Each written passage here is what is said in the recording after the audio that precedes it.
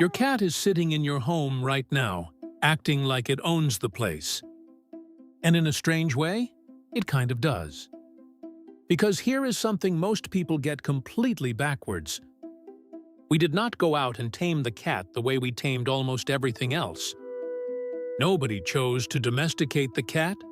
The cat chose us. It walked into our world on its own terms and never fully gave them up. This is the strange, accidental story of how cats domesticated themselves and quietly conquered the entire planet. To understand it, go back about 10,000 years to the Fertile Crescent. This region in the modern Middle East is where everything changed. Humans were doing something brand new. They were becoming farmers. For the first time, we stopped wandering and started to settle down. And settling down meant something we had never had before: surplus. We grew more grain than we could eat at once, so we stored it. And those giant stores of grain attracted an unwelcome guest: mice, rats, rodents by the thousands. For the first time in history, humans had created an all-you-can-eat buffet for rodents, and that buffet attracted something else. Lurking near these settlements was the African wildcat, a solitary, fierce little predator. Not friendly, not tame. Every modern house cat on Earth descends from this single wild ancestor. And these wildcats noticed the same thing the rodents had. Human settlements were suddenly full of easy prey. So the boldest, least fearful wildcats started creeping closer. The ones too skittish to approach humans stayed in the wild. But the bold ones got a steady food supply, and they thrived.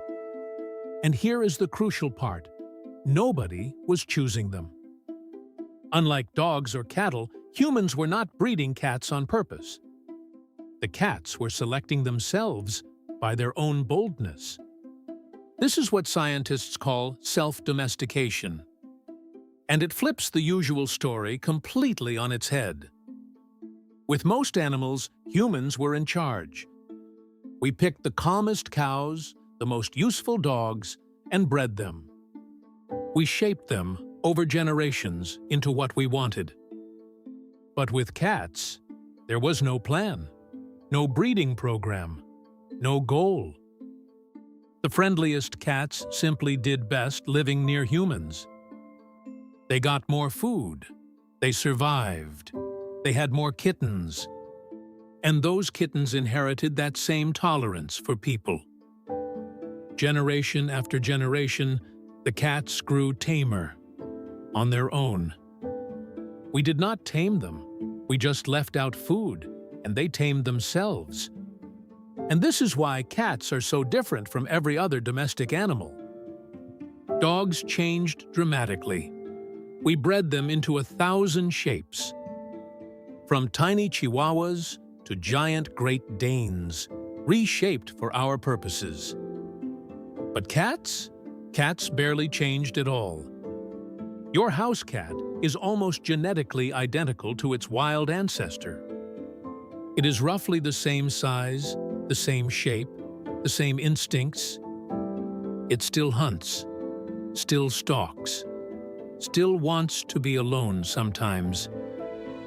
Because we never really redesigned the cat the way we redesigned the dog. A cat is, essentially, a wild animal that agreed to live with us. It tolerates us, it bonds with us, but it never fully surrendered. And from that one region, cats spread across the entire world. Their big break came in ancient Egypt. There, cats became more than pest control. They became sacred. Egyptians associated them with gods and protected them fiercely. Cats killed the snakes, scorpions, and rats that threatened homes. They were so valued that killing one could be punishable by death. Then, as humans traded and sailed, cats traveled with them. They earned their place on ships, killing the rats that ruined cargo. From ports to villages to cities, cats rode human civilization everywhere. Today, there are an estimated 600 million cats on Earth, all descended from a small wild predator that simply walked toward our fire. Now, in the spirit of honesty, this story is still being rewritten. For years, scientists placed cat domestication around 10,000 years ago. There is even a 9,500-year-old grave in Cyprus, a human buried with a cat. It was long seen as the oldest proof of our friendship. But brand-new DNA research is complicating that picture. Some of those very early pet cats may have been European wildcats instead, not the direct ancestors of the cat on your couch. The true timeline may be more recent and more tangled than we thought. So when did the cat truly become ours? Scientists are still arguing, which is fitting because the cat has never been easy to pin down.